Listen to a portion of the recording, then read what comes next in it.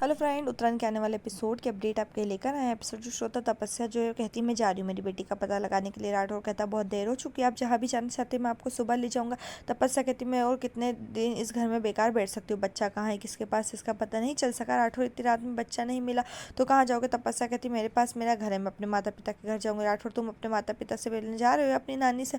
अगर आपने जाने का फैसला किया तो मैं आपको बताना चाहता हूँ कि आपकी माँ और नानी यहाँ आए थे और चले गए। तपस्या कहती चले गए, आपने मुझे क्यों नहीं बताया?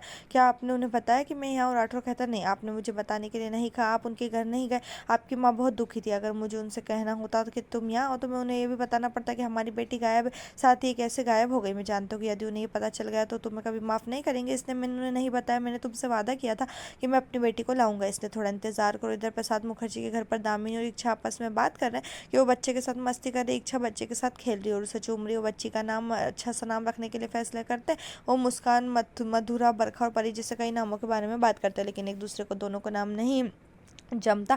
अंत में इच्छा उसे बोलती कि ये बारिश में हुई है और इसका नाम हम बारिश के मोती की तरह रखेंगे और उसका नाम मुक्ता रखने का फैसला करते हैं क्योंकि वो एक बरसात के दिन मिली थी। इच्छा फिर बोलती कि टाइम 5 बजे, इसलिए वो दादू से मिलकर आएगी। दामिनी बोलती कि वो बच्चे को डॉक्टर को दिखा कर आएगी और उसकी देखभाल करने के लिए कहती है। इच्छा अपने दादू से मिलने जाती है मंदिर के अंदर। इधर गुणवंती मंदिर के पास और बाहर बैठे भिखारियों को भीख दे रही। चंदन गुणवंती को, दिव्या, रोहिणी और नानी को मंदिर से बाहर आते हुए देखती है और बताती है। गुणवंती जाती है और उनसे मंदिर के अंदर रास्ते में मिलती है। गुणवंती कहती है नमस्ते ठकुराइन, नमस्ते मौसी जी। दिव्या नमस्ते वापस लौट आती है, लेकिन नानी सिर्फ एक उदासीन चेहरा दिखाते हुए अपना सिर हिलाती। गुणवंती आप हमारे घर से कब चले गए, हमें तो पता ही नहीं चला।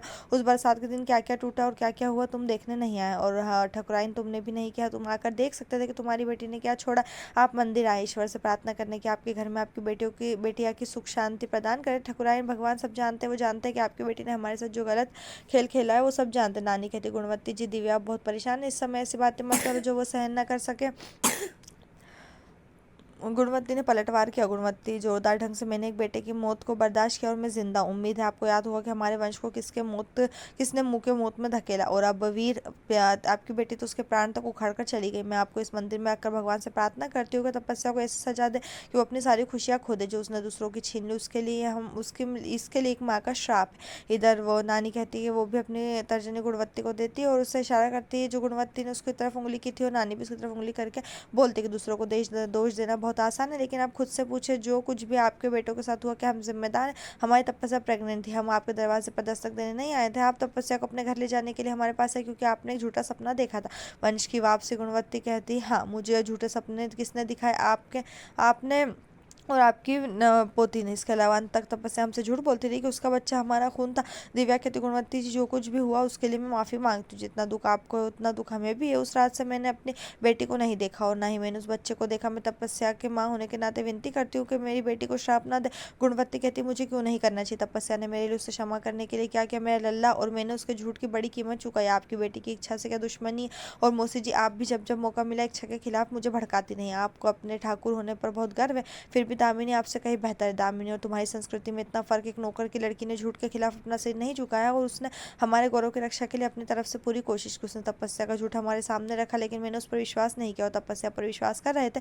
और आपकी बेटी अंत तक झूठ बोलती चली गई, चाहे ये आपकी संस्कृति हो या आपके जोगी ठाकुर की। दिव्या को थोड़ा गुस्सा आता है और जोगी ठाकुर का नाम लेकर उनकी संस्कृति पर हमला किया जाता है। रोहिणी और चंदा देखते इधर। दिव्या कहती बस मेरी बेटी का कोई नहीं समझता, वो वीर से प्यार करती थी इसलिए उसने एक कदम उठाया। जब पहली बार उसने गलत किया तो आपने उसे क्यों स्वीकार किया? आप ही हमारे घर ही कहकर आए थे कि तपस्या आपकी बहू है और आपने इच्छा को नहीं मानी। आप उस समय क्यों पसंद करते थे? यदि आपने उस दिन उसे स्वीकार ना किया होता तो घर लौट जाती हो, कुछ दिन संभाल ली। चंदा बोलती क्या मौसी जी आपको देखा? उल्टा चोर कोतवाल को डांटे। नानी गुस्सा होती है और कहती चुप रहो, आपने मुंह से एक शब्द भी मत निकालो, तुम सबका खून चूस रही हो। अपना मुंह बंद रखो, अगर मैं अपना मुंह खोलूंगी तो आप और आपके कान्हा जी सब कुछ निकल जाएगा। खाते पीते आप हमेशा खाते और मन में कितनी छिटांकशी की बुराई है। सत्य और इच्छा के रक्षक मत बनो, मुझे सब पता है कि तुम क्या चाहते हो। आप ना तो इच्छा और ना ही तपस्या को घर में रहना चाहते हैं और आप एक बिल्ली की तरह है जो सभी दूध घी दही और आभूषण और कहना चाहिए। गुणवंती कहती है बस बहुत हो गया। फिर गुणवंती और नानी के बीच एक गर्मा गर्म बहस शुरू हो जाती जो बिना संवादों के उनके संकेत और कार्यों में दिखाई जाती, जिसे हम समझ सकते हैं। मंदिर में सभी उन्हें लड़ते हुए देखते। चंदा कहती है कि रहने दो माई,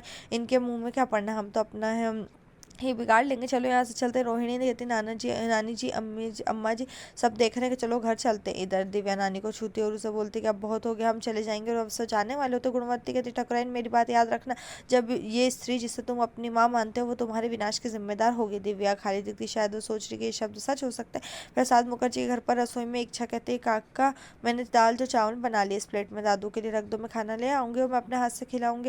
वो कान्हा को लेने जाती है। इधर इच्छा वहाँ से जाती है, काका थाली में चावल और दाल डालते हैं। अविनाश वहाँ आता है और प्लेट को टेबल से बाहर धकेल देता है। खाना और दाल पूरे फर्श पर फैल जाते हैं। इच्छा आवाज़ सुनती है और सीढ़ियों पर रुक जाती है और किचन में क्या हो रहा है देखने के लिए नीचे आती है। अविनाश कहता है काका की तरफ देखते हुए खिचड़ी दाल और अब दाल चावल, क्या बूढ़ा आदमी को हमेशा के लिए जिंदा रखने के बारे में सोच रहे। मैं उसे यहाँ लाया हूँ ताकि बूढ़ा स्वस्थ रूप में नाच सके।